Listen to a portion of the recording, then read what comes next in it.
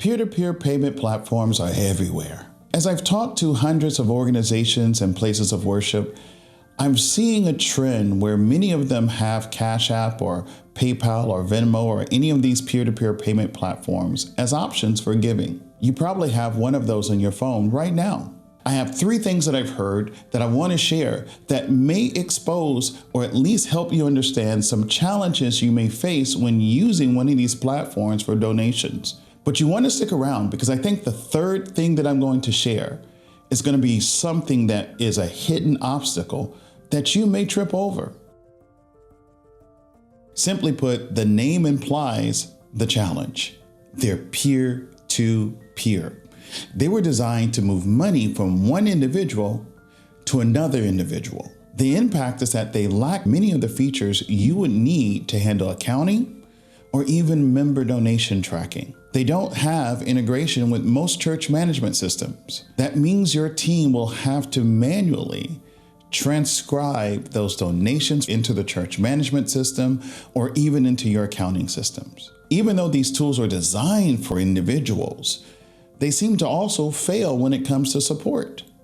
Have you ever had to call Cash App because of an issue? Let me know in the comments if you've ever gotten to someone or if you've ever gotten a response. The end result is that when your donors have questions or when there are challenges, they're going to come to you. This is the cost of doing business with them. What seems to be something that's very convenient can come out to be very costly in terms of the time your team has to spend just to process the donations. Because these platforms are everywhere and everyone seems to have them, they have become the favorite target for scammers and hackers. Let me give you some data. In 2022, the Pew Research Center study shows that 80% of the users of these platforms do not think the platforms are doing enough to keep them secure or to protect the data that's on there. In 2023, the Federal Trade Commission reported that 90% of all reported scams or security issues on payment platforms happened on the peer-to-peer platforms. In other words, these platforms have great convenience, but they're not doing enough on security. If you've ever used these platforms, you know it's very simple for someone to impersonate you or your organization or someone that your givers know and convince them to send money. And once the money is sent, there is almost no way of getting it back. What you're trading for convenience may put you and your donors at risk. This is the one that I've been waiting to share with you. It's the one that shocked me the most.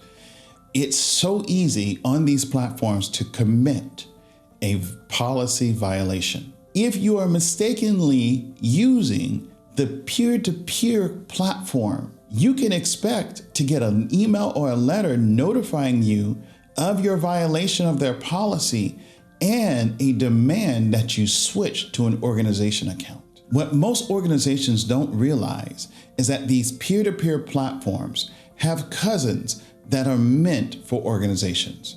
For example, Cash App has the regular peer-to-peer Cash App, but they also have Cash App for Business. Makes sense. But here's where the challenge really comes in. The policies and the fees or lack of fees for the peer-to-peer platforms are not the same when you become a business. Cash App and other platforms charge a per transaction fee if you have the appropriate organizational account. But with the fee, they don't add any new features that will help you with all the accounting things that we talked about earlier. So what was once a convenience, now it's going to be a convenience at a cost without still having the features that you need to lighten the load for your organization. While apps like Cash App, Venmo, PayPal, they may seem easy and convenient, but they often come with limitations that your organization will need to cope with. How are you going to handle the added work to do reconciliation and accounting? How are you going to handle the security aspects? And how are you going to ensure that you're using the right account and, of course, paying the right fee structure to avoid policy violations? If you enjoyed this video, leave a comment below. If you're using these tools and enjoying their use and not encountering those situations, please want to know those too. Want to learn how the giving community in large are using these tools to increase giving. But if you're looking for a platform designed specifically for your use case, consider a platform like Givelify, tailored specifically for organizations just like yours.